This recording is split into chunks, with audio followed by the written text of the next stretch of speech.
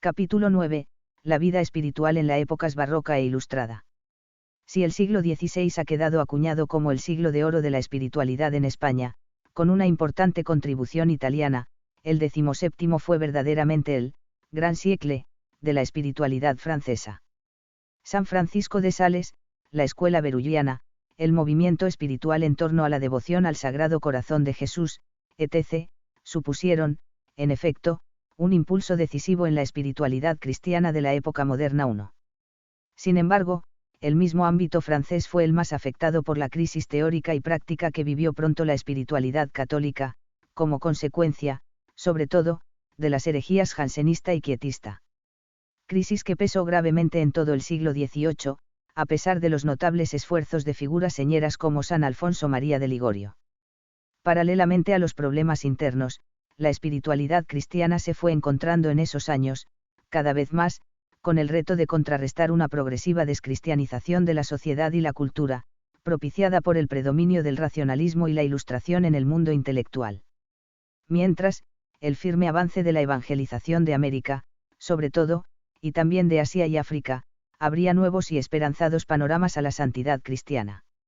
Uno para todo lo relativo a la espiritualidad francesa en esa época y posteriormente, además de los estudios generales señalados en la bibliografía, conviene consultar el completísimo estudio de H. Bremond, Histoire du sentiment religieux en France depuis la fin des guerres de religion jusqu'à connaissance nosturs, 10 Bals, París, 1924 a 1932.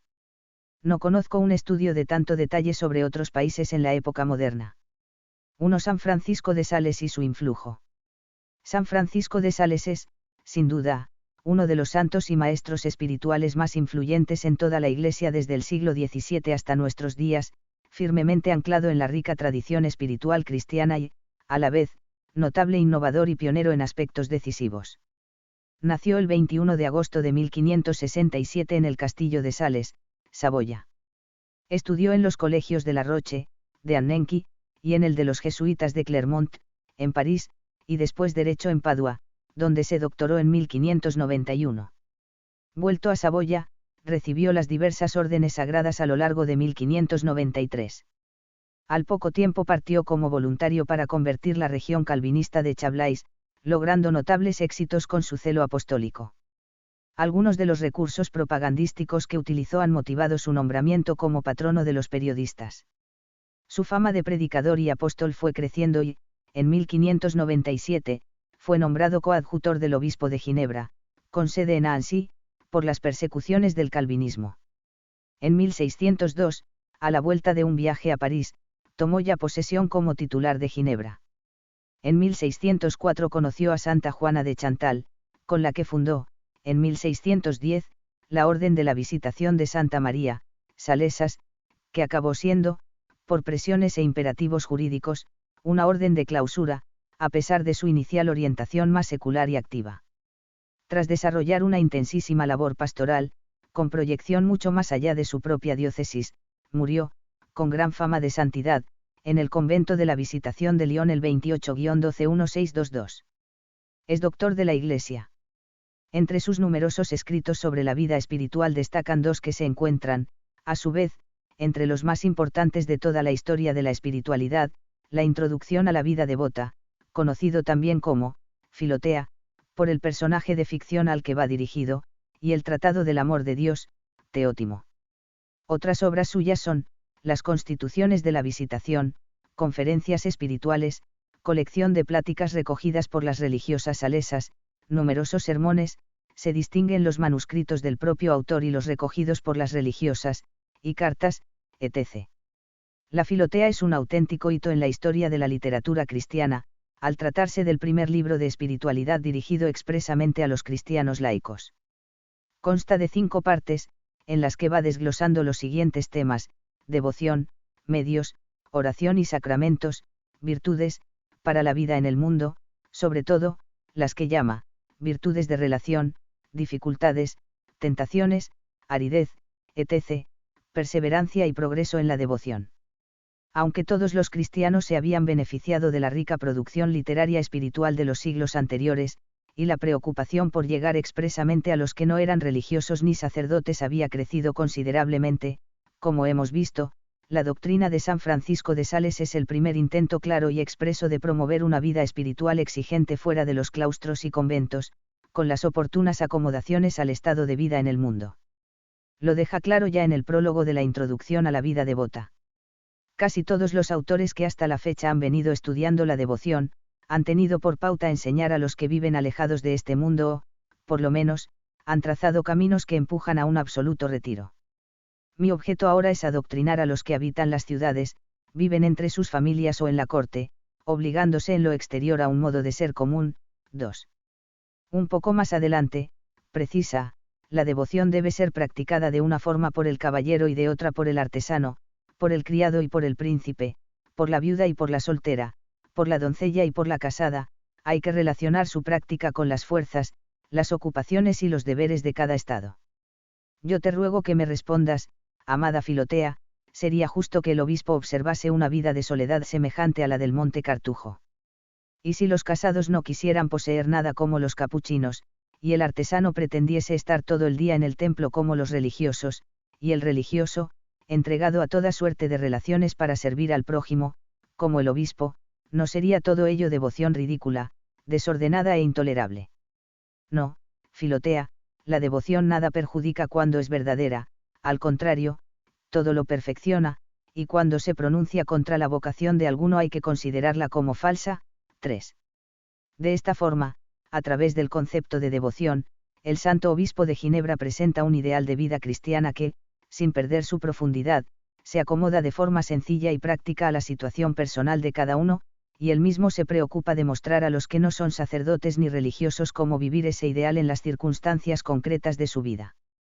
Hay que tener cuidado, sin embargo, de no proyectar sobre la doctrina de San Francisco de Sales nuestras concepciones contemporáneas. En efecto, no se puede hablar en su caso de una espiritualidad laical, tal como hoy entendemos esa expresión, aunque sí de un avance notable en una dirección que culminará en el siglo XX. El obispo de Ginebra toma los elementos más característicos y más apropiados de la vida espiritual clásica entonces, adaptándolos a la vida familiar, social, etc., pero no considera esa misma vida en el mundo como fuente de espiritualidad con rasgos propios. Por lo demás, el concepto de vida devota no es exactamente equivalente al de perfección, que sigue usando preferentemente en relación a los llamados estados de perfección, o a una vida que se asemeje a ellos. La devoción es un verdadero amor de Dios, pero no visto en sí mismo, razón formal de la santidad, sino en tanto que lleva a obrar bien, hace obrar cuidadosa, frecuente y prontamente. La devoción es, sobre todo, interior, se adquiere con el espíritu de oración más que con ejercicios exteriores, y por eso puede ser igualmente intensa y valiosa independientemente de las circunstancias personales. Es su práctica externa la que varía, condicionada por el cumplimiento de los deberes de Estado. En esta misma línea, San Francisco da una gran importancia a la dirección espiritual para la gente del mundo, en cuya práctica fue también innovador y pionero, aunque no establece una teoría elaborada al respecto. Habla, sobre todo, para el sujeto de la dirección espiritual, insiste en la importancia de la acción del Espíritu Santo y de la libertad del alma, etc. El primer paso de la vida devota es la purificación del alma, a través de la confesión general, apoyada en la meditación de las verdades eternas. Después siguen los ejercicios de piedad, que hacen activa la devoción y la van consolidando: oración, vocal y mental, por la mañana y por la noche, confesión semanal, comunión frecuente, examen de conciencia, lectura espiritual. El método de oración que propone San Francisco de Sales es sencillo, claro y breve, muy cercano a los de Fray Luis de Granada o San Ignacio, dos de los maestros que más le influyeron, junto a Santa Teresa. Consta de 4 partes: preparación, consideraciones, afectos, que incluyen los propósitos, y conclusión, acción de gracias, ofrecimiento y petición. Pero, más allá de las propuestas concretas, la comprobada eficacia de las enseñanzas de San Francisco de Sales durante siglos depende también de su tono y estilo amable y acogedor. Dulzura, es el calificativo que se le ha dado siempre popularmente, sea como persona sea como escritor. Incorpora además muchos elementos de la cultura humanista, alcanzando algunos de los objetivos que los humanistas cristianos de los decenios anteriores habían intentado ya, con menos éxito e influjo. Por eso se ha utilizado a veces, para designar su cuerpo doctrinal, la expresión, humanismo devoto, con toda la riqueza que hemos visto que tiene para él el concepto de devoción, a veces mal entendido y caricaturizado en la cultura contemporánea. La indudable importancia histórica de la Filotea no debe hacernos olvidar al Teótimo, también una obra maestra en cuanto presentación rica, completa y equilibrada de un tema tan nuclear en la vida espiritual como es el amor. En este libro se aprecia más la propia experiencia interior de su alma, y se adentra también en cuestiones de corte más místico.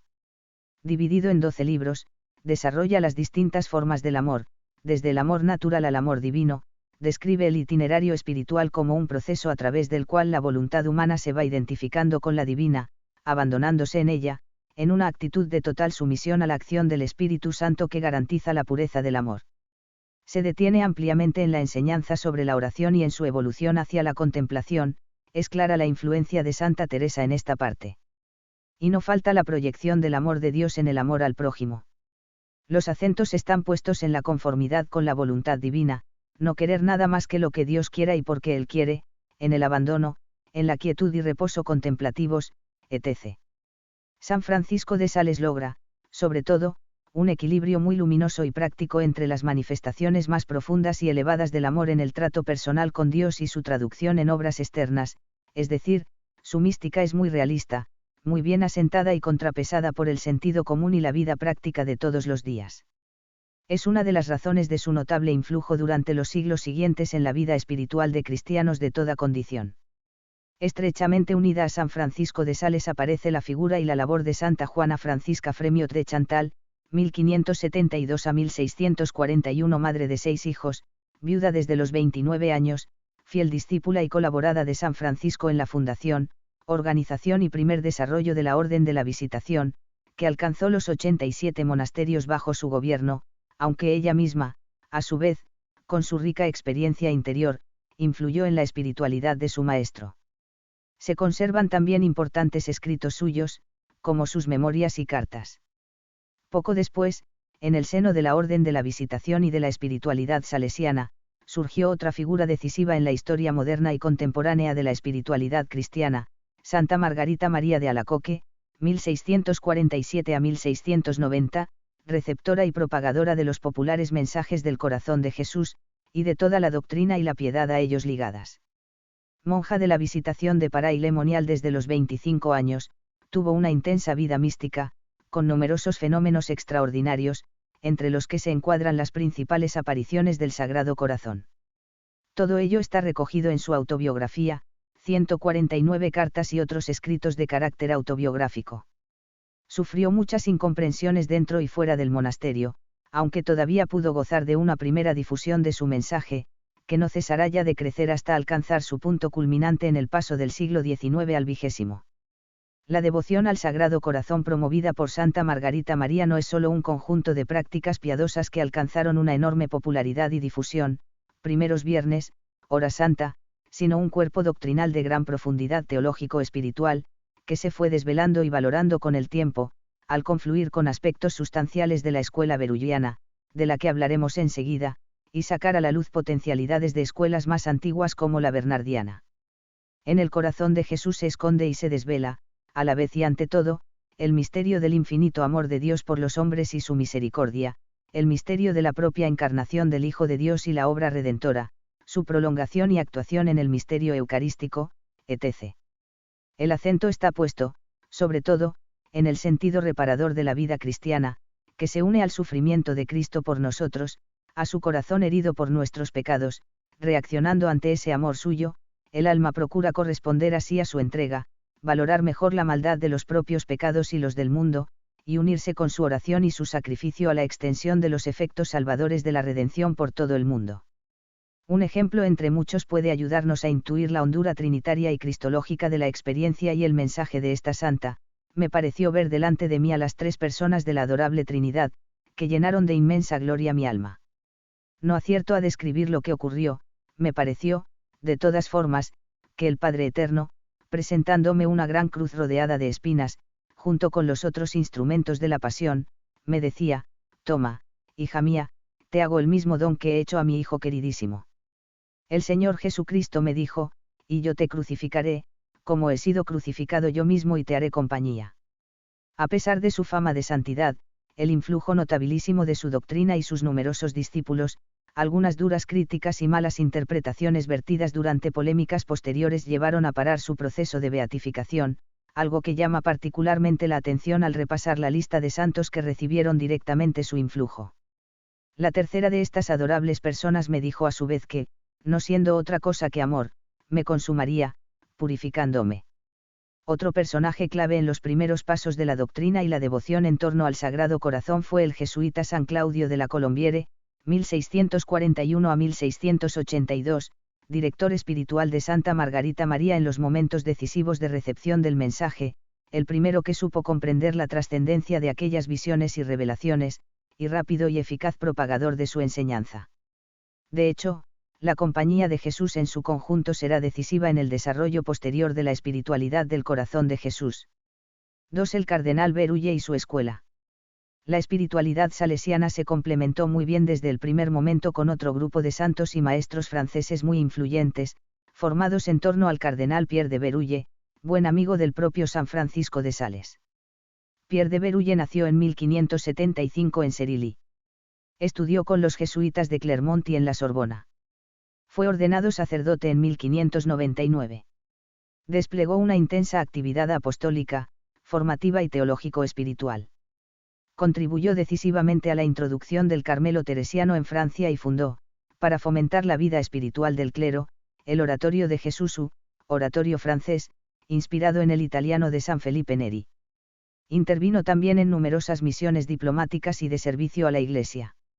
En 1627 fue nombrado cardenal, y falleció en 1629. Sus obras principales sobre la vida espiritual son, Discursos sobre el estado y la grandeza de Jesús, Vida de Jesús, Breve discurso sobre la abnegación interior, Manual de dirección, etc. Berulle poseía, ante todo, una excelente base teológica y un profundo conocimiento de la tradición espiritual anterior, que utilizó con provecho y maestría en sus reflexiones, muy influyentes en la época moderna y contemporánea, sobre todo en la espiritualidad y la vida sacerdotal. Pero su enseñanza ha sido también estudiada, en ocasiones, con poca objetividad, debido a las polémicas posteriores en las que se le involucró, y que le salpicaron injustamente, aunque el prestigio y la labor de sus santos discípulos compensó en parte esos problemas. Fundamenta su doctrina espiritual en una comprensión profunda de la trascendencia del misterio de Dios respecto a la finitud creada del hombre, que lleva inmediatamente al convencimiento de la absoluta necesidad que tenemos de Dios. La mirada se dirige así, ante todo, al mismo Dios, con un fuerte acento en la adoración como parte importante de la piedad cristiana. Dios mismo nos ha proporcionado el camino para alcanzarle al hacerse hombre. El misterio de la encarnación cobra un papel especial en la enseñanza espiritual berulliana, pues el acento está puesto no tanto en una simple imitación de Jesucristo, sino en una identificación profunda con su misterio y con su vida. En efecto, el concepto clave de su teología son los llamados estados de la vida de Jesús. Los distintos sucesos de la vida del Señor no son sólo acontecimientos históricos, sino profundos misterios que se prolongan a lo largo de los tiempos, como eterna es la misma encarnación. Así, esos estados de la vida de Cristo perviven y dan fruto también ahora, y cada cristiano debe unirse a ellos para desarrollar su propio camino de santidad. Desde luego, la liturgia y los sacramentos son lugar y medio privilegiado para la actualización de esos estados. Junto a ellos, Berulle destaca también la oración personal, aunque toda la piedad cristiana vive del poder y actualidad de dichos estados. Precisando un poco más, cada estado de la vida del Señor esconde, por una parte, el misterio mismo que vivifica, y por otra, las actitudes interiores y comportamientos vivos del propio Jesucristo en cada uno de esos acontecimientos de su vida, actitudes que también son eternas y actuales, en la medida en que pertenecen a una persona divina. La vida espiritual cristiana consiste entonces, primero, en contemplar y penetrar en esos misterios, adorando en ellos al Dios hecho hombre, y al mismo tiempo en procurar adherirse a esos comportamientos y disposiciones íntimas, es decir, a los mismos deseos y sentimientos de su corazón. De aquí la confluencia que se produjo pronto entre esta doctrina y la relativa al Sagrado Corazón, enriqueciéndose mutuamente. Para recorrer este camino, Berulle insiste en la necesidad de una abnegación radical del propio yo, un verdadero abandono activo, que permita esa adhesión a Jesús, lo cual no es más que seguir el ejemplo del propio Cristo y su anonadamiento en la encarnación. Precisamente, en los misterios y estados propios de la infancia, en los que Berulle se detiene de forma especial, es donde mejor se pone de manifiesto y más intensamente ese anonadamiento del Hijo de Dios. Este punto es el que fue peor entendido y mal utilizado en las posteriores polémicas quietistas y semiquietistas, al centrarse demasiado en la idea de abandono, y olvidar la de adhesión a Jesucristo, a la que va íntimamente ligada en la doctrina berulliana. Como consecuencia, se destaca mucho el papel de María como camino hacia Cristo, del que no se la puede separar. Jesús y María están ligados de modo único y definitivo, desde el misterio mismo de la encarnación, pues ella le ha dado su humanidad, así él vive en ella y ella en él, y al participar nosotros de esa forma tan profunda y radical en la vida de Jesús, María es también nuestra madre en ese orden. Análogamente, la realización sacramental de la presencia y los misterios de Jesús en la Eucaristía, junto al particular anonadamiento del Salvador que se contempla en ella, refuerzan el papel que Berulle y su escuela conceden al primero de los sacramentos en la vida espiritual. También destaca la contemplación y participación en los misterios propios del sacerdocio de Jesucristo, en lo que se apoya su rica espiritualidad sacerdotal y la de su escuela. El sacerdote, precisamente, dispensa los misterios de Jesucristo, él mismo ha confiado a sus ministros su cuerpo y su sangre, y el poder de atar y desatar. Es decir, hay una relación especial, propia del sacerdote, con los misterios y estados de Jesucristo en cuanto sumo y único sacerdote, que es la fuente de su dignidad y de su espiritualidad.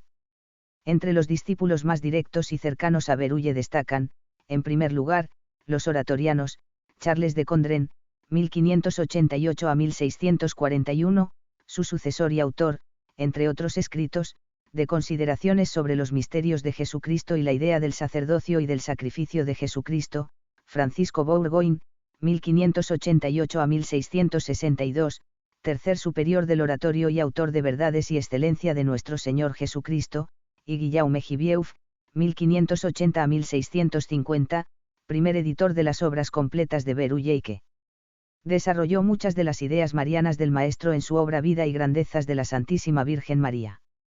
Importante propagador y amplificador del espíritu de esta escuela fue Jean Jacoulier, 1608 a 1657, fundador de la Compañía de San Sulpicio, responsable durante mucho tiempo de un buen número de seminarios y centros de formación sacerdotal del ámbito francés, lo que explica el notable influjo de la escuela berulliana en la vida sacerdotal de esos países.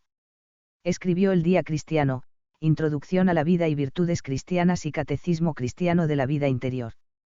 También estuvo muy influenciado por Berulle y por el mismo San Francisco de Sales, uno de los santos más populares, activos e influyentes de la época, San Vicente de Paúl, 1581 a 1660, fundador de las Hijas de la Caridad con Santa Luisa de Marillac, 1591 a 1660, y la Congregación de los Misioneros Lazaristas o Padres Paules.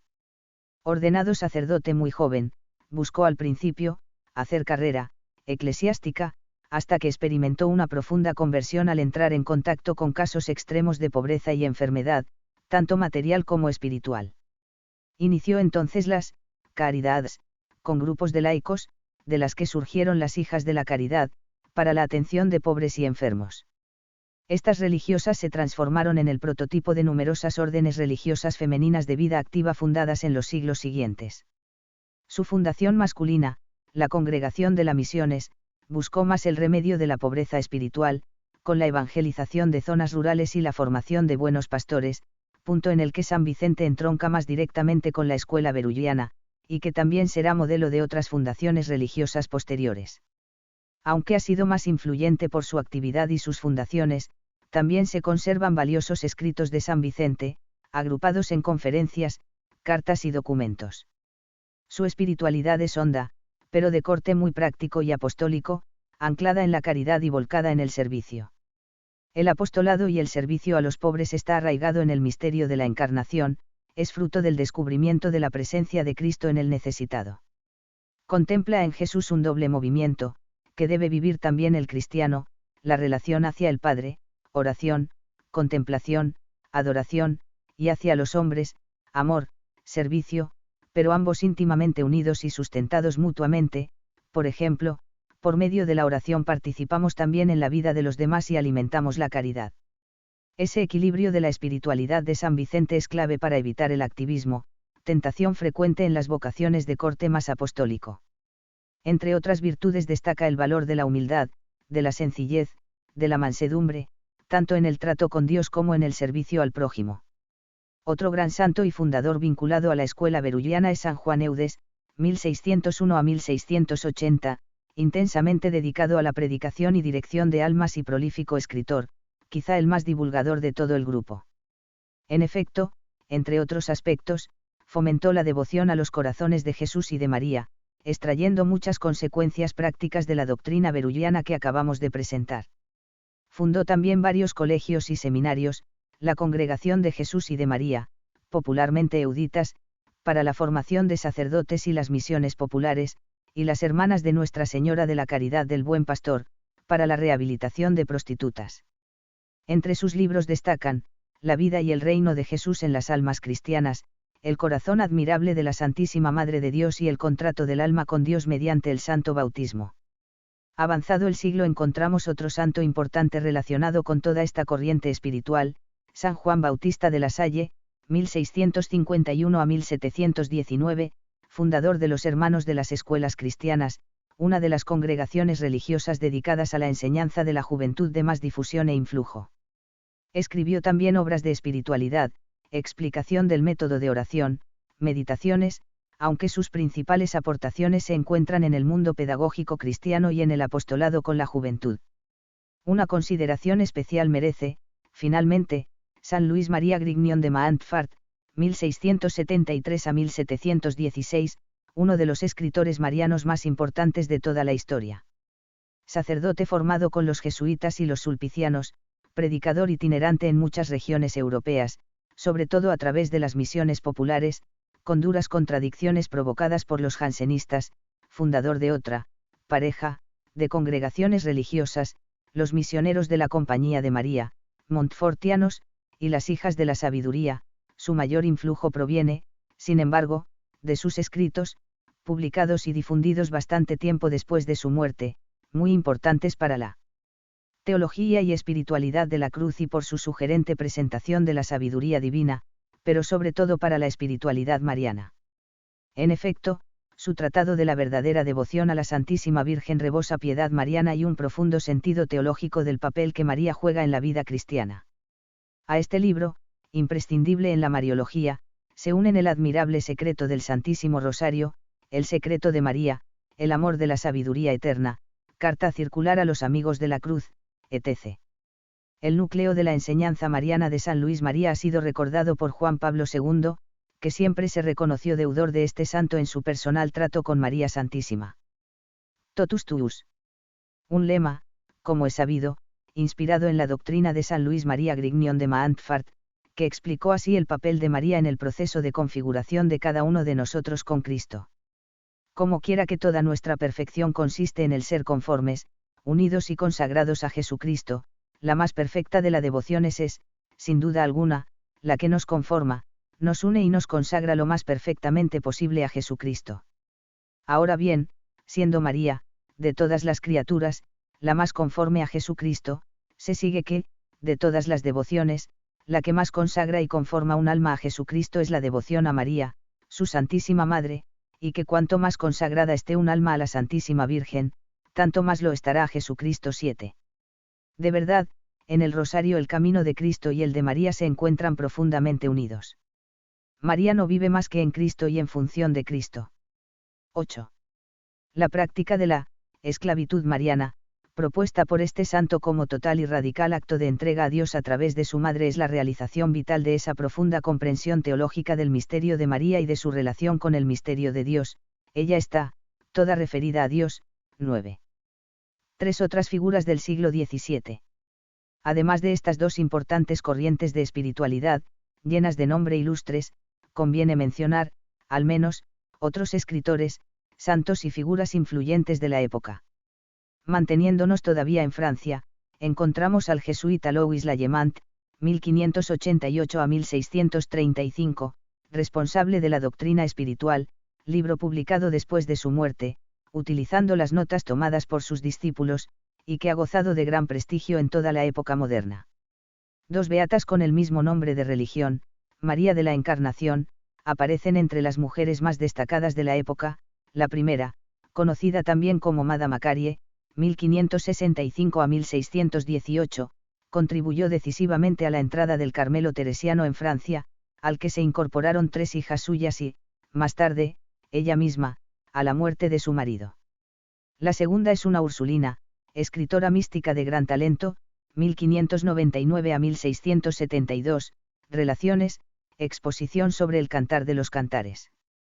Armand de Rancé, 1626 a 1700, fue el principal impulsor de la importante reforma monástica de la Trapa, y autor de varios libros que renovaron el interés por la espiritualidad benedictina, la santidad y los deberes de la vida monástica, explicación de la regla de S. Benito. En España hemos citado ya, en el capítulo anterior, a varios escritores y fundadores que viven a caballo del siglo XVI y XVII.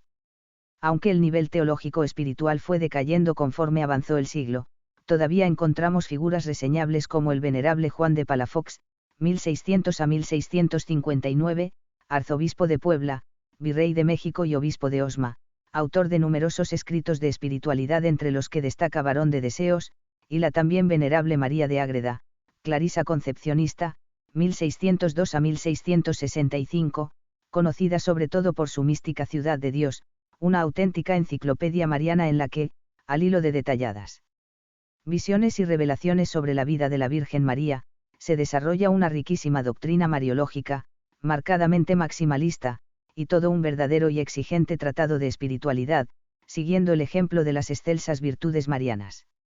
En Italia también se prolonga el elenco de santos y escritores del siglo anterior, con figuras como el cardenal Juan Bona, cisterciense, 1609 a 1674, conocido sobre todo por su tratado ascético sobre el sacrificio de la misa, San Carlos de Sezze, franciscano, 1613 a 1670, Tratado de las 3 vías de la meditación y estado de la santa contemplación, Camino interno del alma, y Santa Verónica Giuliani, capuchina, 1660 a 1727, que continúa con su diario la rica serie de escritos místicos experimentales. No podemos olvidarnos de los frutos espirituales que se fueron produciendo en las nuevas tierras recientemente evangelizadas y particularmente en América. Como es lógico, la aportación literaria y teológica de esas nuevas cristiandades no va a ser significativa todavía durante mucho tiempo, pero sí surgieron pronto modelos de santidad muy influyentes. Es el caso, ante todo, de Santa Rosa de Lima, 1586 a 1617, la primera santa americana y patrona del continente, terciaria dominica, buena discípula de Santa Catalina de Siena, y que destacó por su profunda piedad, exigente penitencia y generosidad con los más necesitados. Con características muy parecidas transcurrió la vida de Santa Mariana de Jesús, 1618 a 1645, en este caso en Quito. Otros 2 santos limeños muy populares fueron los dominicos San Martín de Porres, 1579 a 1639, mulato y hermano lego, conocido como Fray Escoba, y San Juan Macías, 1585 a 1645. También la bendición del martirio continuó en las nuevas tierras cristianas, es el caso, por ejemplo, de 3 jesuitas en el Paraguay, Santos Roque González, Alfonso Rodríguez y Juan del Castillo, muertos en 1628, y de los mártires del Japón, 1597, entre los que se encuentra el primer santo mexicano, San Felipe de Jesús, franciscano, y el primer japonés, San Pablo Miki, jesuita. 4. Los problemas planteados por el jansenismo y el quietismo. Toda esta riqueza espiritual, doctrinal y práctica se fue empobreciendo en toda la Iglesia conforme avanzaba el siglo XVII, y alcanzó una profunda crisis a lo largo del XVIII, crisis de muy lenta recuperación hasta prácticamente los albores del siglo XX. Aunque no se les puede achacar toda la culpa, sí es claro que 2 corrientes de muy distinto signo confluyeron decisivamente en dicha crisis, el jansenismo y el quietismo, con sus diversas manifestaciones. Los antecedentes del jansenismo se pueden encontrar en el mismo protestantismo, y en las afirmaciones de Bayo, 1513 a 1589, condenadas por San Pío V. También hay que tener en cuenta, para entender el fenómeno jansenista y su importancia, las conocidas controversias teológicas sobre la gracia, iniciadas en España por el dominico Domingo Báñez, 1528 a 1604, y el jesuita Luis de Molina, 1535 a 1600. Desde un punto de vista más vital, también influyeron, en el nacimiento y difusión del jansenismo, ciertos afanes renovadores de la vida espiritual de corte más ascético y rigorista, y algunas de las tensiones de tipo político-religioso que se dieron en la época, sobre todo en Francia. El jansenismo propiamente dicho toma su nombre de Jansenio, Cornelius Jansans, flamenco, 1585 a 1638, padre intelectual de la corriente, aunque a su primera difusión contribuyeron, sobre todo, Saint-Cyran, Jean Duvergier-Aurán, 1581 a 1643, y su grupo de solitarios de Port-Royal, y los hermanos Arnauld, Roberto, 1588-1674, Angélica, 1591 a 1661, Enrique, 1597 a 1692, y Antonio, 1612-1694, siempre con centro en Port-Royal.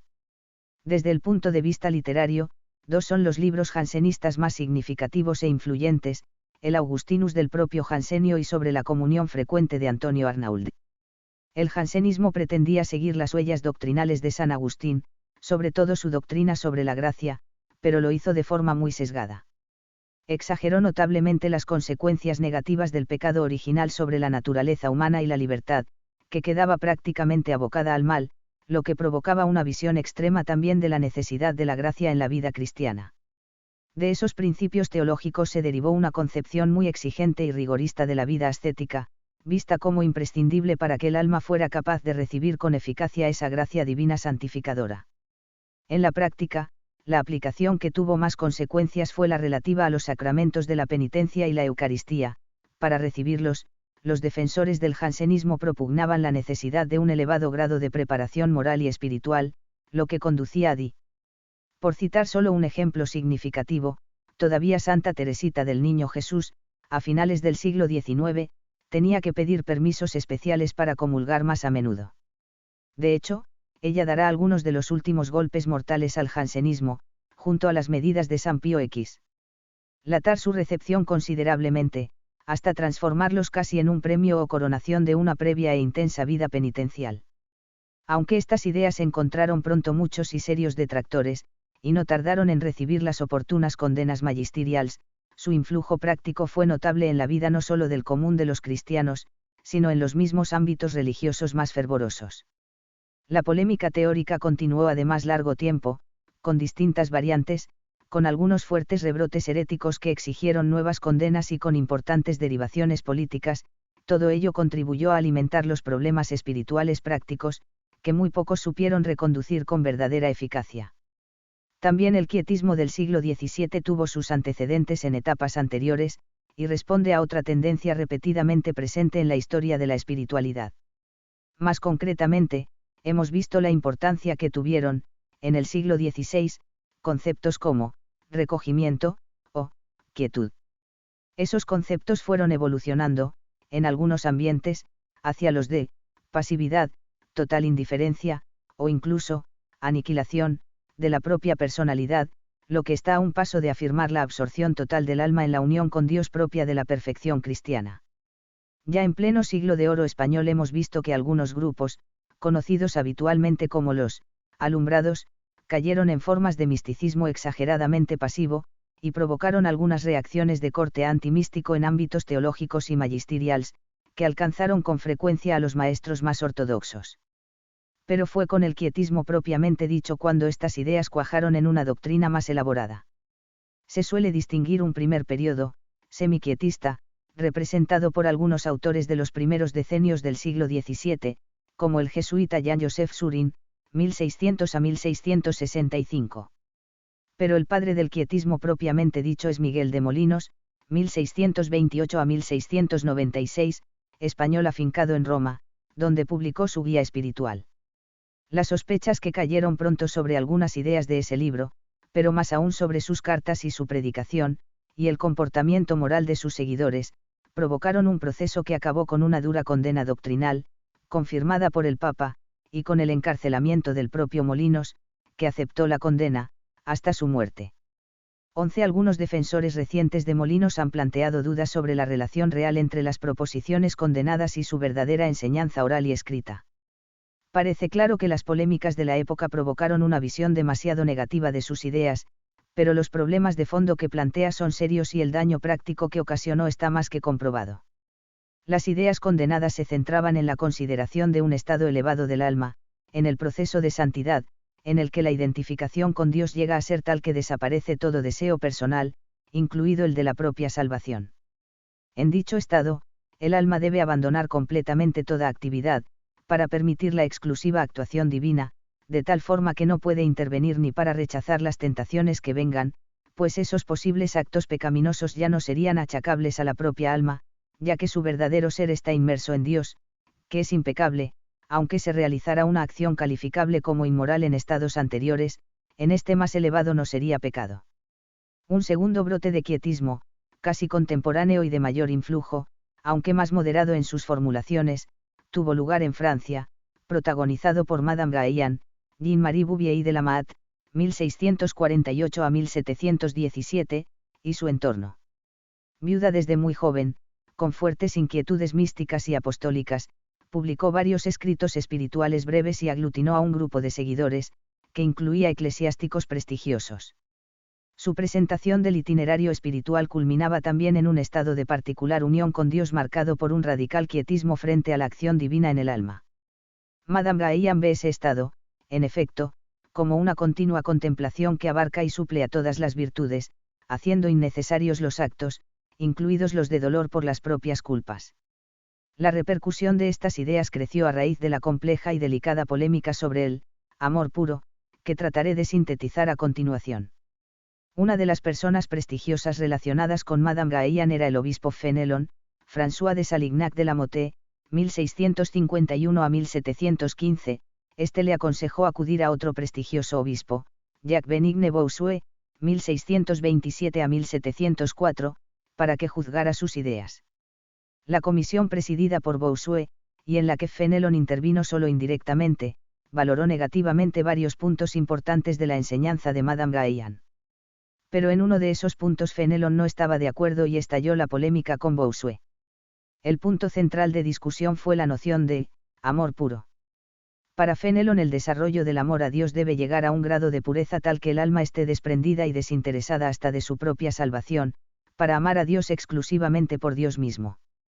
Para Bossuet, en cambio, el verdadero amor nunca puede renunciar al deseo de la propia felicidad, pues es propio del amor buscar también el bien para sí mismo, más todavía cuando el alma sabe que el objeto principal de ese amor, Dios, desea darnos la felicidad eterna.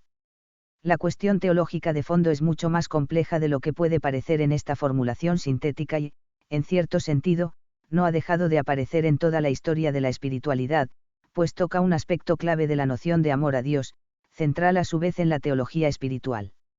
Desborda el objetivo de estas líneas entrar más a fondo en esa problemática. Lo que nos interesa ahora es que, en el momento histórico que nos ocupa, el intenso intercambio de escritos e ideas entre los protagonistas de la polémica, apoyado por el prestigio personal de ambos, tuvo un amplio eco. Dos fueron los principales libros publicados en el transcurso de la polémica: Explicación de las máximas de los santos sobre la vida interior, de Fenelon, e Instrucción sobre los estados de oración, de Bossuet.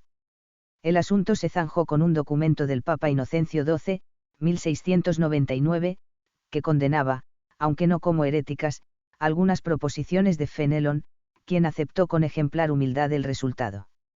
Todo este asunto afianzó lo que podemos denominar miedo a la mística, en el ambiente espiritual de la época, tanto a nivel doctrinal como práctico y vivencial, y potenció todavía más el negativo influjo del jansenismo.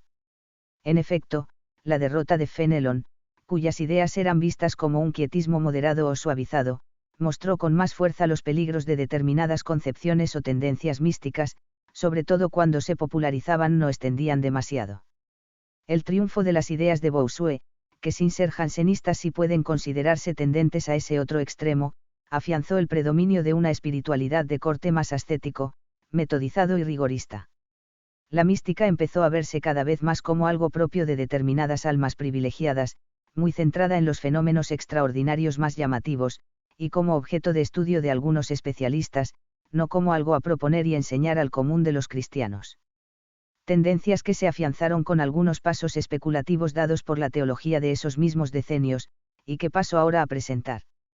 De hecho, aunque los libros de teología mística de la época sean verdaderos tratados sistemáticos, la finalidad de esas obras era siempre claramente práctica, ayudar a la dirección y formación espiritual de las almas y a orientar, comprender y vivir correctamente el propio itinerario interior de los que aspiraban a la perfección.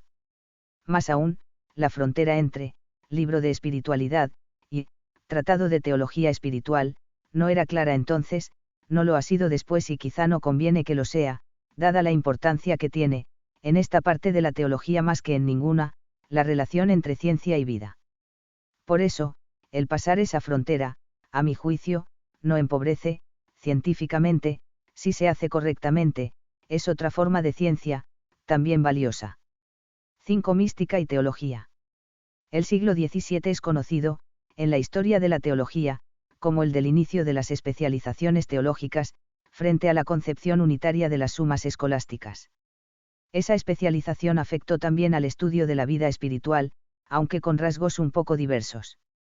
En efecto, en esos años se organizó y afianzó una especialidad teológica denominada habitualmente teología mística, que buscaba sistematizar la rica enseñanza espiritual heredada de toda la tradición y de los grandes maestros del siglo XVI, doctrina que atraía a muchos pensadores, sobre todo en las órdenes religiosas a que esos maestros pertenecían. Sin embargo, esa nueva teología mística más sistemática no pasó a formar parte de los estudios universitarios, sino que se reservó prácticamente a la formación específica impartida en los noviciados religiosos. Entre otras cosas, ese hecho fue un reflejo de la consumación de la separación entre teólogos y espirituales, iniciada a finales de la Edad Media y acentuada al inicio de la moderna. Es decir, la teología mística sistemática de esa época proporcionó una fundamentación y estructuración más técnica a la doctrina espiritual, pero no propició el reencuentro de la misma con el resto de la teología, no se recuperó la unidad característica de los padres de la Iglesia, de la teología monástica o de la gran escolástica del siglo XIII. Más aún, la ruptura se afianzó, propiciada además por las crisis jansenista y quietista. Los estudiosos remontan incluso al propio siglo XVI la aparición de lo que se pueden considerar primeros tratados de esa teología mística, antecedente a su vez de nuestra moderna teología espiritual.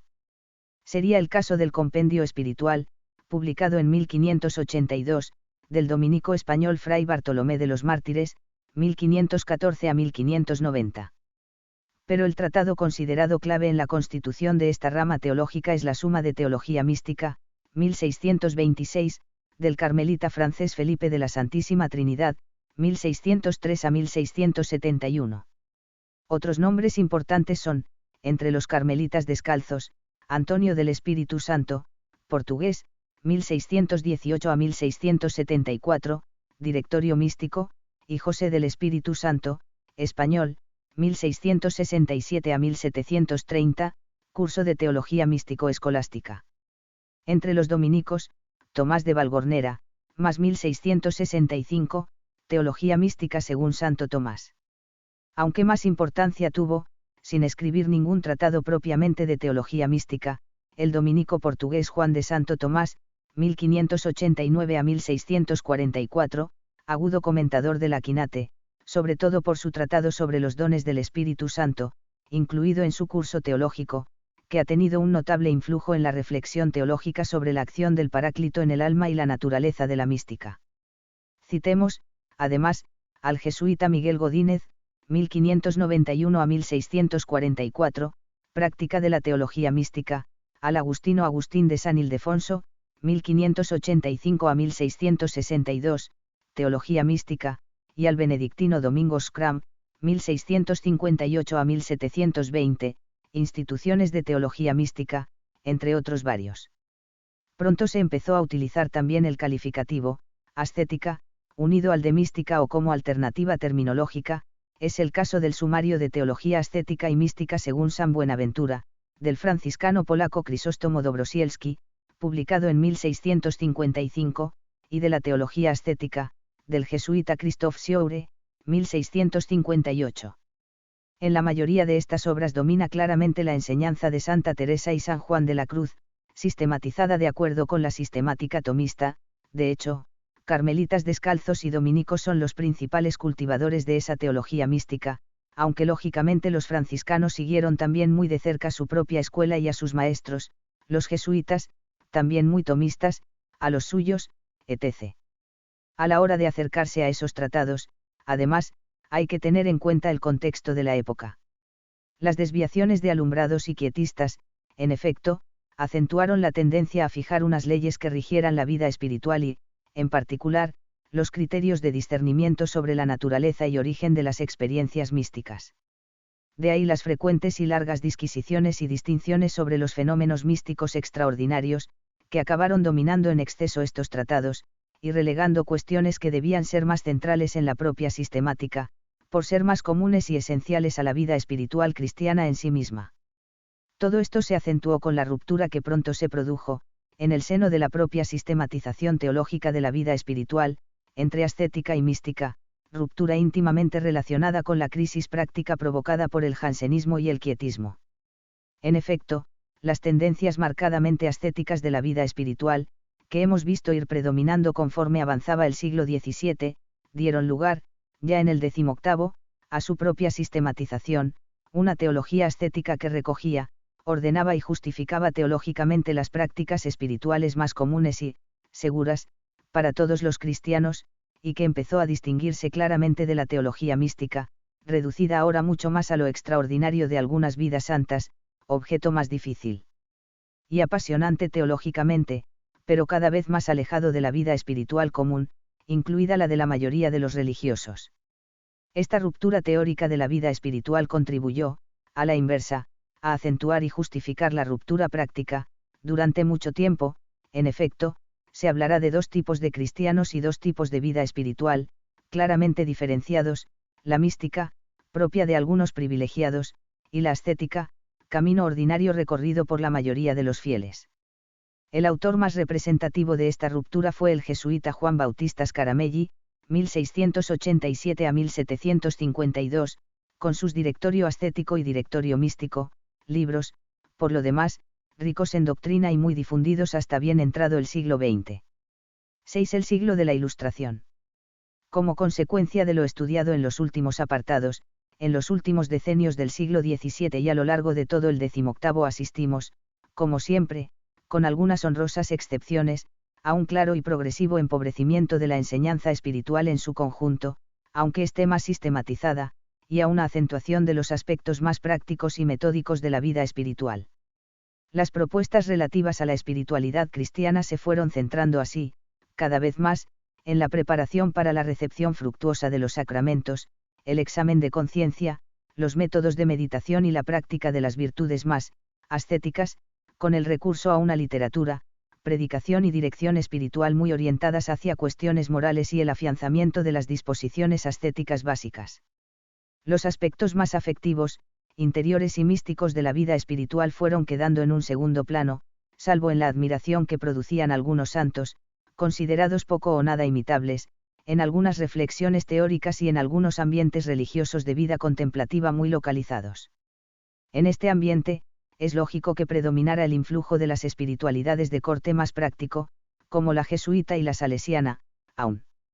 En particular, pensar que se trata de algo propio de niños y mujeres, durante mucho tiempo todavía solo algunos varones llegaban a ser realmente ilustrados, o, más recientemente, algo característico del tercer mundo, fruto de su menor desarrollo. Que perdiendo aspectos importantes de su vigor inicial, mucho más místico, en realidad, de lo que se solía entonces pensar. La consecuencia más positiva de todo ello fue una relativa mejoría en la formación básica del clero y también de un buen número de cristianos corrientes, gracias a los seminarios, tandas de ejercicios, misiones populares, extensión de la dirección espiritual, difusión de los métodos de meditación, etc. En cierto sentido, se puede decir que las posibilidades de acceder a una vida de piedad intensa se extendieron más por toda la Iglesia, pero esa extensión no se correspondía con un suficiente afán de santidad, de altura de miras espirituales. A todo ello hay que añadir el progresivo enriquecimiento y afianzamiento de muchas prácticas de devoción popular, quizá con un cierto detrimento de la piedad litúrgica, aunque me parece que este aspecto negativo ha sido con frecuencia exagerado por los historiadores, llevados por el indudable contraste con la renovación litúrgica que hemos vivido en los siglos XIX y XX. Por otra parte, los profundos cambios culturales que supuso el progresivo avance del racionalismo y la Ilustración afectaron, desde luego, a la vida espiritual, así como al conjunto de la vida de la Iglesia. La Ilustración inició el camino de descristianización y secularización de la sociedad, tan característico luego de la época contemporánea. La reacción inicial de los católicos fue, sobre todo, de defensa doctrinal y tendencia a un excesivo encerramiento en su propio mundo, incluida también la defensa frente al protestantismo. La teología sistemática se empobreció notablemente y adquirió tintes casi exclusivamente apologéticos. Todo esto acentuó todavía más el empobrecimiento espiritual de la época, incluido el divorcio entre teología y espiritualidad, y más radicalmente todavía, entre razón y espiritualidad. Esto último tuvo dos consecuencias principales, muy negativas para la historia de la espiritualidad y de las que, en buena medida, todavía no nos hemos recuperado, la tendencia a considerar la vida espiritual y la piedad, o incluso la religión en general, como algo propio de gente más bien inculta e ignorante. 13, y la escasez de personas de talla intelectual dedicadas a reflexionar en serio sobre las cuestiones espirituales y ofrecernos frutos teológicos de la hondura y altura que hemos encontrado al repasar los siglos anteriores. En efecto, a lo largo del siglo XVIII y buena parte del XIX las figuras más importantes de la Iglesia fueron, sobre todo, grandes hombres y mujeres de acción, pero, con pocas excepciones, de muy escasa aportación intelectual. En el siglo XVIII, la excepción más importante y, al mismo tiempo digno representante de su época, es San Alfonso María de Ligorio. Nació en Marianella, Nápoles, el 27 de septiembre de 1696. Recibió una sólida formación humanística y se doctoró en Derecho. En 1715 entró en una pía unión dirigida por los oratorianos, de cuya espiritualidad recibió influjo, así como de la salesiana. Después de una fuerte crisis profesional y personal, fraguó su vocación eclesiástica. Ordenado sacerdote en 1726, se dedicó sobre todo a las misiones populares, a la recuperación moral del pueblo sencillo y a la formación del clero para las misiones en Asia. Con esas finalidades fundó en 1731, con la venerable María Celeste Crostarosa, más 1735, las Hermanas del Santísimo Redentor, y al año siguiente la Congregación del Santísimo Redentor, redentoristas, una de las congregaciones religiosas más influyentes de los últimos siglos. Durante 30 años se dedicó intensamente a la dirección, formación y difusión de su instituto religioso, a predicar misiones populares y ejercicios, y a escribir. En 1762 fue nombrado obispo de San Agata del Goti, Benevento. Murió en Pagaani, el 1 de agosto de 1787. Hasta el reciente nombramiento de Santa Teresita era el doctor de la Iglesia más cercano a nosotros en el tiempo, y es patrono de confesores y moralistas. En efecto, San Alfonso ha sido una figura decisiva en la historia de la teología moral. Pero su persona y ejemplo, sus fundaciones y su abundante y difundida producción escrita le hacen también imprescindible en la historia moderna de la espiritualidad. Entre sus libros sobre la vida espiritual destacan Práctica de amar a Jesucristo y las glorias de María, a los que hay que añadir, entre muchos otros, Visitas al Santísimo Sacramento, Reflexiones sobre la Pasión de Jesucristo, breve tratado sobre la necesidad de la oración, su eficacia y las condiciones en que debe hacerse, Novena del Espíritu Santo, sobre el amor divino y los medios para conseguirlo, Instrucción para la oración mental, etc. San Alfonso fue en vida, y se muestra en sus obras, un gran pastor y director espiritual. Ha sido también un gran divulgador y difusor de la doctrina espiritual, buen erudito y compilador de la tradición, cita con profusión toda la literatura clásica, además de numerosos ejemplos de vidas de santos, etc. Se le ha achacado ser poco científico y crítico en la selección de sus fuentes, y tener demasiada tendencia al eclecticismo, pero, aun reconociendo ciertas limitaciones en esa línea, su figura y su obra aparecen como gigantescas en medio de una época muy triste y confusa en el terreno espiritual. San Alfonso, en particular, logra un difícil equilibrio justamente en los aspectos más problemáticos de su época, aquellos inficcionados de jansenismo o en conflicto con la Ilustración. Por otra parte, se dirige, sobre todo, gente sencilla y con una intención marcadamente catequética y moralizante. Su enseñanza es particularmente práctica y viva, muy ejemplificada. La hondura de su piedad personal se aprecia en sus oraciones eucarísticas y marianas. Su influjo en la piedad sacramental y en la devoción a la Virgen, en efecto, fue notable en todo el siglo XIX y primeros decenios del XX. Muchísimos cristianos rezaron con San Alfonso, en ese tiempo, ante el Santísimo Sacramento o ante imágenes de María. En sus enseñanzas sobre la oración depende mucho de Santa Teresa y San Francisco de Sales, pero sabe presentar muy bien la doctrina y hacerla viva y práctica, hasta merecer ser calificado por algunos como doctor de la oración. También fue difusor de prácticas de origen ignaciano, como los ejercicios y el examen particular. Quizás su aportación de fondo más importante sea su visión de Jesucristo como Redentor, y la centralidad de la identificación con su pasión y muerte en la vida cristiana. En resumen, podemos insistir en que San Alfonso no es un autor original en sus enseñanzas sobre la vida espiritual, pero sus escritos poseen una gran fuerza y claridad, ejercieron un positivo influjo en un momento de fuerte crisis, y contribuyeron decisivamente a recuperar muchos valores clásicos y proyectarlos hacia los siglos siguientes. Entre los primeros redentoristas encontramos también otras figuras de gran talla: San Gerardo Maiella, 1726 a 1755, joven lego que dejó un profundo rastro de santidad en su breve paso por la congregación, y San Clemente María Hofbauer, 1751 a 1820, difusor de la orden y excelente predicador por todo Centroeuropa.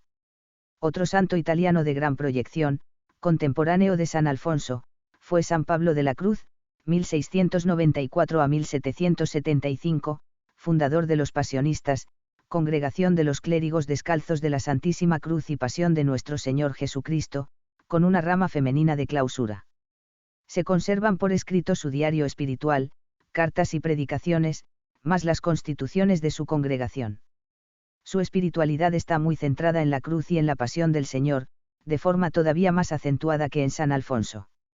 Hombre de profundas experiencias místicas, pero también activo predicador de misiones populares, ejercicios, etc. Su enseñanza y su vida marcaron un fuerte contraste con el naturalismo y el racionalismo predominantes en la época, y tuvieron importantes continuadores en los siglos siguientes. San Leonardo de Porto Mauricio, 1676 a 1751, franciscano reformado, fue también fructífero predicador de misiones populares, muy devoto de la pasión y difusor de la práctica del Vía Crucis. Entre sus libros están: Manual Sagrado, Discurso Místico Moral, El Tesoro Escondido, Camino Sagrado Aplanado e Iluminado. San Benito José Labre, 1748 a 1783, fue un santo con una vocación muy peculiar, vivió como mendigo itinerante por muchos lugares de Francia, España e Italia, sobre todo por las calles de la misma Roma, famoso por su humildad, austeridad, dedicación al consuelo de los más miserables y su vida de piedad, muy pública y notoria, en particular en relación con la Eucaristía. Santa Teresa Margarita Ridi, 1747 a 1770, carmelita descalza florentina, fue una mística profunda y de gran sencillez, fiel discípula de Santa Teresa de Jesús y anticipadora de algunas ideas de Santa Teresita y la Beata Isabel de la Trinidad: primacía del amor, vivencia de la presencia trinitaria en el alma, acento en la humildad y el perderse en la intimidad divina, etc. Da mucha importancia también a la devoción al Sagrado Corazón y a la Pasión. Hagamos, finalmente, referencia a otro aspecto novedoso e importante de la época: influjo positivo, en este caso, del ambiente ilustrado, las nuevas orientaciones, con mayor sentido histórico y crítico, de la hagiografía, cuya máxima expresión son las famosas Acta Sanctorum de los Volandistas, sociedad de estudiosos iniciada por Jan van Boyand, jesuita. Al mismo tiempo se fueron centrando y codificando los criterios oficiales para los procesos de canonización en torno al concepto de virtudes heroicas, alcanzando su máxima y mejor expresión en el importante libro de Prospero Lambertini, 1675 a 1758, Beatificación y canonización de los siervos de Dios. Él mismo, al llegar al pontificado con el nombre de Benedicto XIV, pudo poner oficialmente en práctica sus ideas. La Revolución Francesa se suele utilizar como frontera histórica de referencia para distinguir las llamadas edades moderna y contemporánea. También desde el punto de vista de la historia de la espiritualidad tuvo su importancia. En efecto, fue muy significativo el número de mártires que provocó en el seno de la Iglesia, las santas carmelitas de Compiègne, inmortalizadas por la literatura y el cine, la última del patíbulo, Diálogo de Carmelitas, son las más conocidas de un amplio elenco de religiosos, sacerdotes y también laicos. Muchos otros tuvieron que exiliarse de Francia, aunque no solo allí se dejó sentir el odio a la Iglesia. Sin embargo, como tantas otras veces, la sangre de los mártires y el sufrimiento de muchos otros fue fructífera semilla de santidad. La crisis tocó fondo y la recuperación espiritual de la Iglesia empezó a ser una realidad cada vez más acelerada, a pesar de los obstáculos que encontró.